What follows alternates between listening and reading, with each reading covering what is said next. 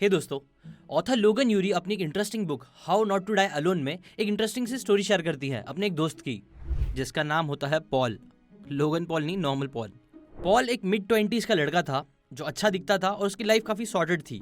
उसकी एक अच्छी जॉब थी जिससे वो अच्छा खासा कमाता था, लेकिन फिर भी उसकी डेटिंग लाइफ जो थी ना, वो बिल्कुल भी अच्छी नहीं चल रही थी। वो अलग अलग लड़कियों के साथ डेट पे तो जाता था, बट किसी ना किसी रीजन की वजह से बात कभी भी आगे नहीं बढ़ पाती और वो हमेशा सिंगल रह जाता। उसे भी समझ नहीं आ रहा था कि प्रॉब्लम कहाँ है, बिकॉज जैसे बहुत से लोग बोलते हैं ना, कॉन्फिडेंस होना चाहिए, तो उसके अंदर कॉन्फिडेंस भी बहुत था। वो अपनी लाइफ में बहुत अच्छा भी कर रहा था, बट स्टिल वो एक अच्छे रिलेशनशिप में नहीं आ पा रहा था ना। इसी दौरान उसकी एक बचपन की दोस्त भी थी जिसका नाम था मैरी, जिसके साथ वो बचपन से रह रहा था, स्कूल से लेके अभी तक। वो दोनों बहुत अच्छे दोस्त थे, उनकी जो कंपैटिबिलिटी थी वो भी बहुत अच्छी थी, दोनों सिंगल भी थे। इसलिए फिर पॉल को धीरे धीरे मैरी के लिए फीलिंग्स आना शुरू हो गई। मैरी को भी पॉल अच्छा ही लगता था, इसीलिए उन्होंने थोड़ा और एक्सप्लोर करने का सोचा और फिर वो लोग डेट पे चले गए। उनकी डेट बहुत अच्छी गई, दोनों ने एक दूसरे के साथ बहुत अच्छा टाइम स्पेंड करा। जिसके बाद मैरी पॉल के अपार्टमेंट गई, वहाँ उन्होंने बातें की और डेट वहीं खत्म हो गई ना। सब कुछ बहुत अच्छा था। पॉल ये एक्सपेक्ट कर रहा था कि अब उनकी बात और आगे बढ़ेगी, बट स्टिल मैरी ने उसे फिर मना कर दिया कि वो अब आगे डेट पे नहीं जाएगी। उसने बोला कि हाँ, तुम बहुत अच्छे इंसान हो, तुम अच्छे दोस्त भी हो, पर मुझे नहीं लगता कि तुम रिलेशनशिप के लिए रेडी हो, इसलिए हम आगे बात नहीं बढ़ा सकते हैं। अब पॉल को ये समझ ही नहीं आ रहा था कि ऐसा क्यों हुआ। उसके अकॉर्डिंग तो सब चीज सही थी, फिर अगेन उसके साथ ऐसी क्यों चीज हुई।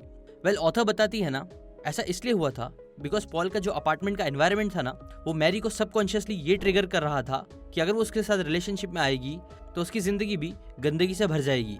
बिकॉज दरअसल बात ये थी ना कि पॉल का जो रूम था, अपार्टमेंट था, जैसे ही उसने उसके अंदर एंटर किया, उसमें से उसे बहुत गंदी स्मेल आने लगी। उसने देखा कि यहाँ वहाँ बहुत ज्यादा ट्रैश, गार्बेज पड़ा हुआ है। उसका टॉयलेट भी बहुत गंदा था, कपड़े इधर उधर पड़े हुए थे। उसकी वजह से मैरी को ये सबकॉन्शियसली ट्रिगर हो गया कि शायद उनका रिलेशनशिप भी ऐसे ही होगा, जो कभी सॉर्टेड नहीं रह पाएगा। अब देखो, ऑथर बोलती है ना कि शायद कोई लड़की ये चीज सामने से ना बोले, बट ये चीज वो फील करती है कि अगर कोई इंसान अपने घर की केयर नहीं कर सकता है तो एक रिलेशनशिप की क्या केयर करेगा। और जो इंसान अपने हाइजीन का ख्याल नहीं रख सकता है, जो अपने एनवायरनमेंट का ख्याल नहीं रख सकता है, वो एक वीक आदमी दिख के आता है। इसीलिए पहली हैबिट जो आपको सच में लिटरली भी और सबकॉन्शियसली भी वीक बना रही है, वो है not having a proper hygiene. आपको अपनी हाइजीन पे बहुत ज्यादा फोकस करना चाहिए, इससे आप हेल्दी भी रहोगे और कॉन्शियसली सबकॉन्शियसली आप खुद के लिए भी और दूसरों को भी स्ट्रॉन्ग दिख के आओगे। ऐसे भी मैं आपके साथ और ऐसे 5 हैबिट शेयर करने वाला हूँ जो यूजुअली लोगों को वीक बना देता है, खुद के सामने भी और दूसरों के सामने भी। इसलिए ट्राई करो कि इन हैबिट्स को आप धीरे धीरे ही सही, लेकिन अपनी जिंदगी से निकालना स्टार्ट कर दो। अब आते हैं सेकंड हैबिट पे, जो है obsessing over minor flaws. Itamar Shatz, जो कि एक पीएचडी कैंडिडेट है कैम्ब्रिज यूनिवर्सिटी के और फाउंडर भी है इफेक्टिवोलॉजी के, वो बोलते हैं कि people subconsciously destroy their own confidence due to a pattern of thinking called the spotlight effect. अब स्पॉटलाइट इफेक्ट क्या होता है? वेल, स्पॉटलाइट इफेक्ट में बेसिकली क्या होता है कि हम लोग किसी एक चीज पे, किसी एक छोटी चीज पे कई बार इतना बड़ा सा स्पॉटलाइट मार देते हैं जिसकी वजह से हमारा सारा अटेंशन बस उसके ऊपर ही रहता है और हमें ऐसा लगता है कि पूरी दुनिया का अटेंशन भी उसके ऊपर ही है, जबकि कई बार ये सच नहीं होता है। जैसे कि फॉर एग्जाम्पल, मान लो आपके फेस पे एक पिंपल आ गया है ना, कई बार उसकी वजह से क्या होता है ना, हम लोग का पूरा कॉन्सेंट्रेशन, फोकस बार बार उस पिंपल पे जा रहा होता है। हम उसे उंगली करते हैं, उसकी तरफ ध्यान देते रहते हैं, जिसकी वजह से अगर हम किसी से बात करने भी जाते हैं तो क्योंकि हमारी स्पॉटलाइट उस पिंपल पे होता है तो हमें लगता है कि यार ये सामने वाला भी वही चीज नोटिस कर रहा होगा, उसको ही घूर घूर के देख रहा होगा, जो चाहे सच हो या ना हो, इससे इतना तो सच हो जाता है कि ये चीज आपकी कॉन्फिडेंस को लो कर देता है और आपको वीक बना देता है। इसलिए सेकंड हैबिट यही है कि छोटी मोटी चीजों पे स्पॉटलाइट डालना बंद करो। ये चीज की वजह से आपका कॉन्फिडेंस खराब हो सकता है और आपके अंदर नेगेटिविटी ज्यादा आ सकती है, जिसकी जरूरत आपको जरा भी नहीं है। नेक्स्ट हैबिट जो आपको वीक बनाती है वो है डाउटिंग योरसेल्फ। 2012 में कुछ एमबीए कैंडिडेट्स के ऊपर एक स्टडी करी गई थी, जहां उन्हें बेसिकली एक टास्क दिया गया था जो थोड़ा डिफिकल्ट था ना। उस टेस्ट में जितने भी लोगों ने लो स्कोर किया था ना, उन्हें कह दिया गया था कि आप ना इस टेस्ट के लायक नहीं हो, आपने इस टेस्ट में बहुत खराब परफॉर्म किया है। जिसके बाद उनका फिर वापस से टेस्ट लिया गया जो सेम ही डिफिकल्टी लेवल का था। लेकिन अब क्या हुआ कि क्योंकि उनका कॉन्फिडेंस पहले से ज्यादा कम हो चुका था, इसलिए इस बार जो उनके टेस्ट के स्कोर थे वो पहले से भी ज्यादा खराब आए। और ये स्टडी से ये कंक्लूड हुआ कि जब भी आप अपने बारे में बुरा सोचते हो, अपने आप को ही नीची नजरों से देखने लग जाते हो, तो ये चीज आपके कॉन्फिडेंस को गिराने लगता है, जो फिर आपके एक्शन और परफॉर्मेंस दोनों पे बहुत ज्यादा इफेक्ट करता है। आपने कहावत सुनी होगी ना, जैसा आप सोचते हो वैसे ही आप बन जाते हो, तो ये चीज भी यहाँ होती है। तो वेल, इससे लड़े कैसे? ऑथर डेबी फोर्ड बोलती है कि self awareness is the ability to take an honest look at your life without attachment of being it right और रॉन्ग। ऑथर बोलती है ना कि सबसे बड़ी सेल्फ डिस्ट्रक्टिव चीज जो हम अपने लिए कर सकते हैं वो है खुद से झूठ बोलना और अपने आप को और दूसरों को गलत तरीके से जज करना। कई बार आपने देखा होगा कि लोग ऐसे रिलेशनशिप में फंस जाते हैं जो बहुत ही टॉक्सिक होता है, बट स्टिल वो लोग इस सच को इग्नोर करते हैं और कंटिन्यू करते रहते हैं, जिसकी वजह से क्या होता है कि वो दोनों ही वीक बनते जाते हैं। इसलिए ऐसे सिचुएशन में जरूरी ये है कि हम चीज़ों को अच्छे तरीके से देखें और सिर्फ चीज़ों को नेगेटिवली डाउट करने के बजाय उसके ऊपर पॉजिटिव एक्शंस ले चीज़ों को सही करने के लिए। नेक्स्ट हैबिट जो आपको वीक बना रही है वो है ऑलवेज गोइंग आफ्टर वुमेन। एक अमेरिकन सर्वे के अकॉर्डिंग 30 साल पहले तक 55% जो मेल पॉपुलेशन थी उनके एटलीस्ट 6 क्लोज फ्रेंड्स थे। वहीं आज के टाइम पे ये नंबर आधा हो चुका है, यानी अब सिर्फ 27% लोग ही होते हैं जिनके 6 क्लोज फ्रेंड होते हैं। अब देखो दोस्तों, हर इंसान अपनी लाइफ में कई सारे लोगों से मिलता है, स्पेशली अपनी 20s में, स्कूल कॉलेज के टाइम पे, ऑफिस के टाइम पे, जहाँ वो कई सारे रिलेशनशिप बनाता है। लेकिन कई बार ऐसा होता है कि फिर वो किसी एक रिलेशनशिप में ही इतना घुस जाता है बस कुछ वक्त के बेसिस पे कि वो अपने सारे रिलेशनशिप को तोड़ देता है, जो फिर आगे जाके उनकी लाइफ को डिफिकल्ट बना सकती है। यूनिवर्सिटी ऑफ रॉचेस्टर में रिसर्चर्स की एक टीम ने एक काफी हार्ड टू गेट एक्सपेरिमेंट करा, जहां उन्हें पता चला कि जो लोग लेस अप्रोचेबल होते हैं वो अपोजिट जेंडर को ज्यादा अट्रैक्ट करते हैं। जबकि रिसर्चर गुरिट बिरबॉम कहती हैं कि people who are too easy to attract may be perceived as more desperate. जिन सारी बातों का मतलब यही निकलता है कि अगर आप बहुत ज्यादा डेस्परेशन शो करते हो किसी चीज के लिए भी, तो वो चीज आपको अनअट्रैक्टिव भी बनाती है सामने वाले इंसान को लिए।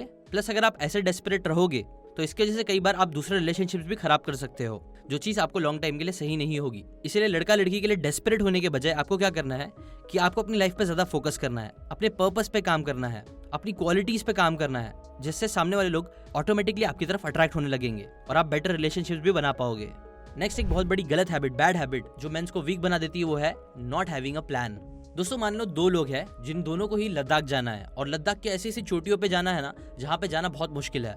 अब पहला इंसान जो है ना उसे पता है कि लद्दाख की जो ट्रिप होगी वो काफ़ी डिफिकल्ट हो सकती है, वहाँ पे बहुत सारी चीज़ें जैसे एक्सपेक्ट करोगे वैसा नहीं हो सकती है। इसलिए वो क्या करता है कि वो प्रॉपर प्लानिंग करता है, वो वहाँ के गाइड से मिलता है, वीडियोज़ देखता है, रिसर्च करता है और एक प्रॉपर प्लान बनाता है कि वो कैसे कहाँ से बाइक खरीदेगा, कहाँ जाएगा, कितनी मेडिसिन लेगा, ऑक्सीजन के लिए क्या करेगा या क्या नहीं करेगा। ऐसे उसके पास एग्जैक्ट प्लान रहता है। वहीं दूसरी तरफ एक दूसरा आदमी जो है वो सिर्फ सोच लेता है कि उसे लद्दाख जाना है और वो बस टिकट बुक करता है और निकल जाता है। अब आप बताओ इन दोनों इंसान में से कौन सा इंसान होगा जिसे अगर कोई प्रॉब्लम फेस करनी पड़ेगी तो वो कॉन्फिडेंटली उस प्रॉब्लम को फेस भी कर लेगा और शायद उससे आगे भी निकल जाएगा। ऑब्वियसली वो इंसान जिसके पास एक प्लान होगा।